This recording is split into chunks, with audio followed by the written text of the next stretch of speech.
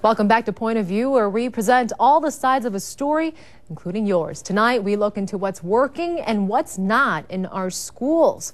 The Bush administration's No Child Left Behind has received a lot of criticism, but has it worked? And what other education reforms may be needed to improve our schools?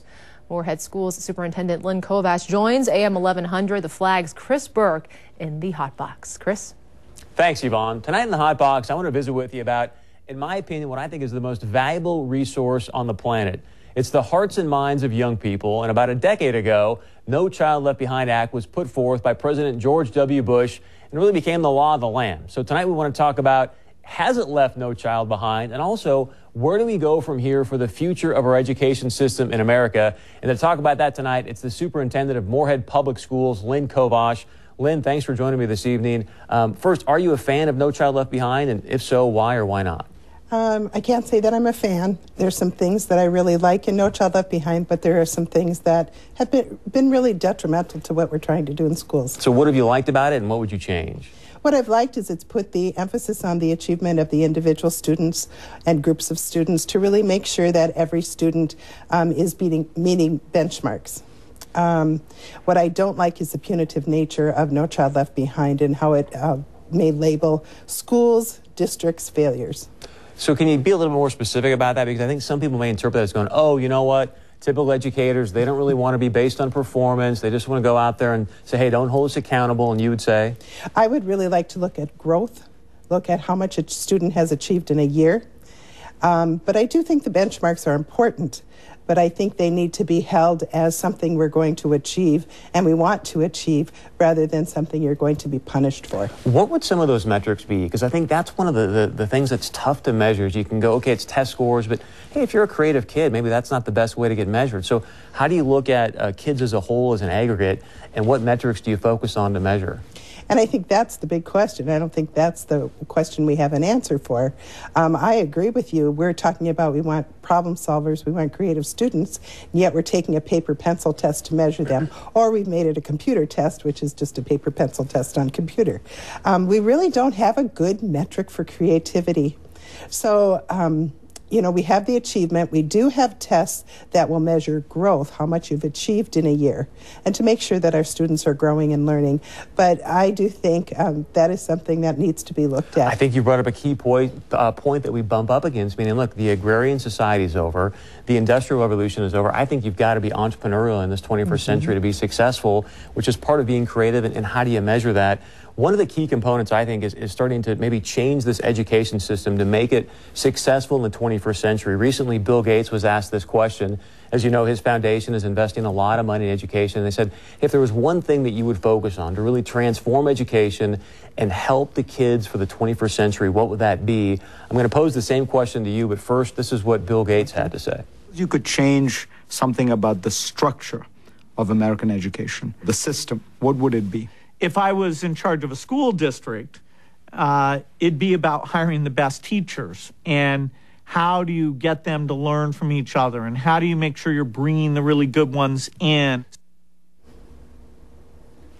Do you agree with Bill Gates? Yes, I do. So here's the question then is, how do we do that? Because again, I look at this and I go, okay, the most valuable resource on the planet, the hearts and minds of young people, we're putting them in front of teachers for 6 to 8 hours a day, but they're not getting paid on performance. It's based on tenure, and that's not the real world. So how do we change that? And again, what is that performance that we measure for teachers? Well, I think performance, part of it has to be, I think, some achievement scores. And I'm not sure what those are because we have to remember that every child comes to us from very different environments. Some kids are coming and they didn't have breakfast that morning or even a place to sleep. We have to remember that children come to us in all forms, and so we can't expect them to be all at the same level. That's again where I'm talking about the growth, looking at the academic growth of students. We can measure student performance in the fall, we can measure student performance in the spring. Is that an appropriate measure? I think it's one piece. As I've said before, I think problem solving, creativity, other pieces of education are very important that we have to look at. Do you think it's important that we begin to pay teachers based on performance? I I haven't completely gotten there because I don't think we have the best metric yet. But if we could get there, then I think it is important. We have outstanding teachers, and they should be rewarded for the hard work that they're doing. I mean, don't get me wrong. I think teaching is a calling. I think it's something that's deep in your heart. And you say, this is what I've got to do with my life. So I'm not vilifying teachers. Again, I think it's really more the system. So my question would be, should we at least make it easier to fire the bad teachers? I think we do need to put systems in place where we can either support the teachers to make sure that they're doing their job, or if they cannot be, if they don't accept the support or they really aren't measuring up to achievement, yep, we should be able to. Do you think education is a function of money? Boy, I'm not sure.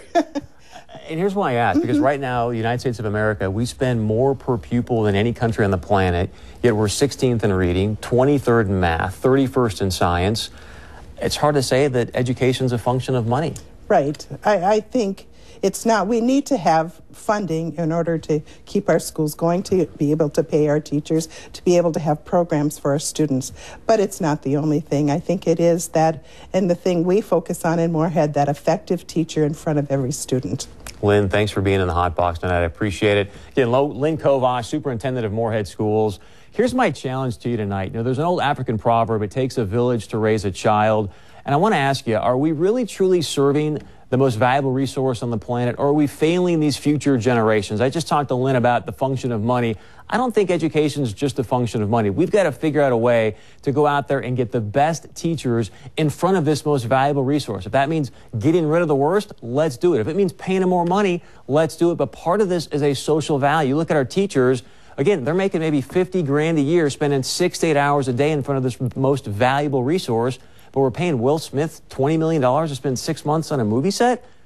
That's a social problem. And I'm challenging you tonight to go, wait a second, do we change the way we pay teachers? And is that the main way to start to transform our education system to better serve these future generations?